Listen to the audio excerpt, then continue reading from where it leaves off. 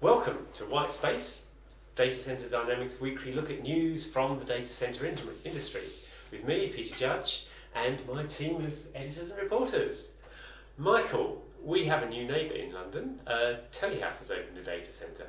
Absolutely, it's opened a new $177 million facility in the London Docklands. It's part of its existing London Docklands campus, and basically it's already announced this partnership with Links, the London Internet Exchange, which has a bit of a past with Telehouse, in that it's been there since 1990, since the Telehouse campus was built. So it's going to be providing 100 gigabit per second Ethernet router connection through Telehouse Docklands. This new facility is 11 stories high, I believe, adding 258,000 square foot of white space to the East London scene. Yeah, that's right. We've heard of a few multi-storey data centres recently. Equinix has got one in Amsterdam, and this one claims to be the first multi-storey adiabatic free air cooled data centre, I think, in the world. Yeah, and a PUE rating of 1.16, I think, which they claim makes it one of the most efficient, one of the greenest data centres, in the world, which is quite a claim. Anyway, it looks quite nice too. It's a beautiful building. Circuit board, right? It's very weird. There's like lighting effects, right? And I think, as you drive into London, it's going to be a sight to see. Yes, that's right. And printed circuit boards maybe are a bit old school, but then that maybe links back to this links thing, which, as you say, is really, really part of the history of the internet over here. You know, when you think when that first Telehouse opened, internet speeds, were measured in kilobits to the user. Some countries only had kilobits going to them, and megabits will be huge. So this is it's the next step of quite an interesting and central story in London's connection to the internet. It's a big deal, and we hope it stays live. So, meanwhile, in America, there's a tug of love going on for Facebook's attention. Yeah, it's one of you always get these long-running stories, like a saga. Is Facebook wants to build a massive data center, and they want to build it in either New Mexico or Utah. And they're kind of playing off both states against each other. Utah gave out a bunch of tax breaks. Then they had to put it to a vote. Not everyone's a big fan of that idea. Salt Lake County voted against it. Doesn't mean it's not going to happen. There's still some other votes. West Jordan voted for it. We'll find out later this month if it's going to happen. But meanwhile, New Mexico's rolling ahead. Said yes, you get your energy proposal. They voted for that. So my money's now going towards New Mexico, but we'll see which one wins. Either way, Facebook wins.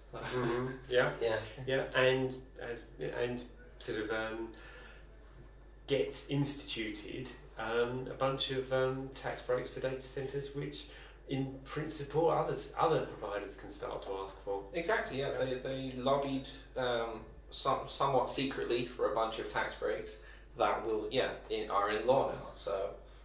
And I think they actually, if I'm correct, they lowered the threshold at which you sort of like qualify for the tax breaks, right? So yes, it will be sort of like, it will benefit smaller guys who are sort of like coming into these areas, Utah and New Mexico. Okay, shifting on through the life cycle of data centres, we had a story this week from which a bit of the data centre life cycle we don't often hear about when they get closed and moved, and there's a merchant banking group called Close Brothers, which is based in South London, and it's moved from a kind of one iconic office block that was built in the 60s into a different office block in Wimbledon, and in the process that can normally be quite an expensive thing, closing the data centre and moving it, but apparently they managed to sell off a lot of the equipment and finance the move entirely by recycling the old data centre. So well done for them, and It's a nice angle to have, I think. That Yeah. So completely free. You know, they had an old facility. They had to pay nothing to get rid of it. It's great. They set themselves a 7-week deadline and they still managed it, which is good job. Yeah. Close group. Right. Yes. Meanwhile, in the exciting world of Linux, Yes. I'll just quickly mention this. Linux Foundation has another project. Linux Foundation is transformed. It is changing. It used to be, you know, like a couple of core projects, you know, everybody knew where they stand. Right now, they're shifting to a different position. They're sort of like a public face of open source, essentially. They manage already probably dozens, maybe hundreds of projects, you know, like they're accepting one pretty much like several a month. And it is a very good place. They're now running, for example, the Apache Summit to which I went to. That was run by the Linux Foundation, even though they're two independent organizations. And the Apache Foundation was just like, guys, we're rubbish at events. Could you put this together for us? And they were like, of course. This is what we do. You know, we're so open source and so commercial. This is. So anyway, open source and commercial. Yeah. Well, that's the role now, and there's like the new project. It's the Open Platform for Networking, or PNDA, or essentially PANDA. Right. Now, what this does is it brings a bunch of open source projects together, including projects from the Apache Software Foundation again. And it's all about networking, it's all about data from the networks. The idea is you sort of like, you have a bunch of sensors, you collect all the data, well, the virtual sensors, and then you can analyze it and optimize your network. And this is going to be very important for software-defined networking, and you know, as we're going forward, it's just networks that essentially run themselves. Because at the moment, you know, like network engineers are some of the highest paid, highest qualified people in a data center. It's an arcane art. It's very, very complicated, and you know, like, because I like data centers, I like servers, but don't talk to me about routing tables because I don't understand any of that. So they're tackling this very, very important, very, very, you would say, dry subject, and Cisco has contributed a lot of code. There's a bunch of other networking people are on board. I expect great things. Right. Yes. Speaking of Cisco, and speaking of the fact that this is kind of doing away with certain bits of the networking industry, I don't know.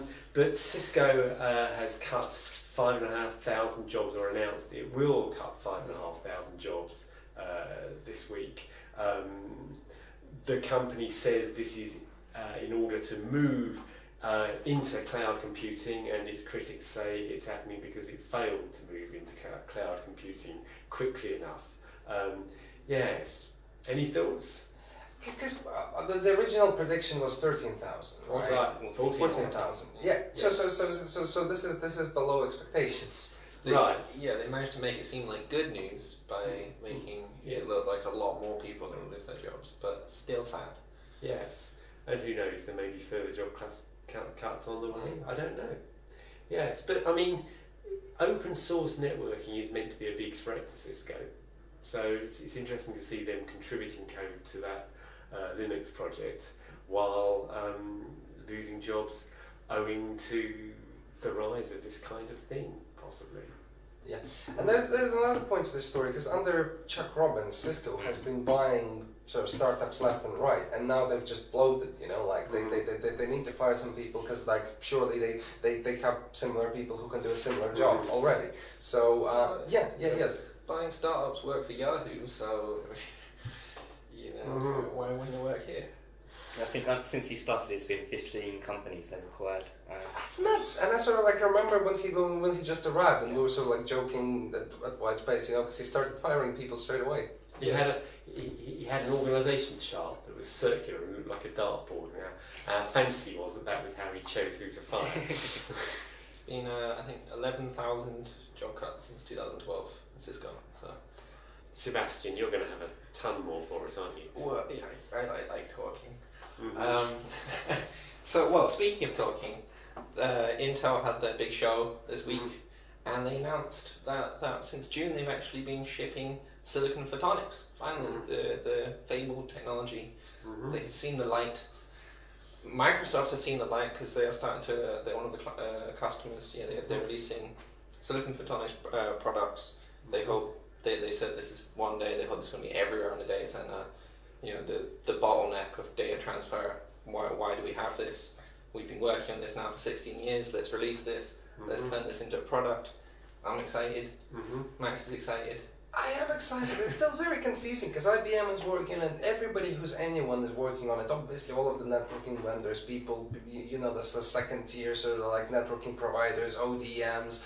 Everybody's very, very excited, but like seeing is believing. I'm basically when it's actually out there, when we have servers, that sort of. The point is the light goes right into the chip and involves less kind of transferring from conversion from light to silicon, light to electrons, etc., which must be more efficient. More efficient, both speed and cost, is the idea.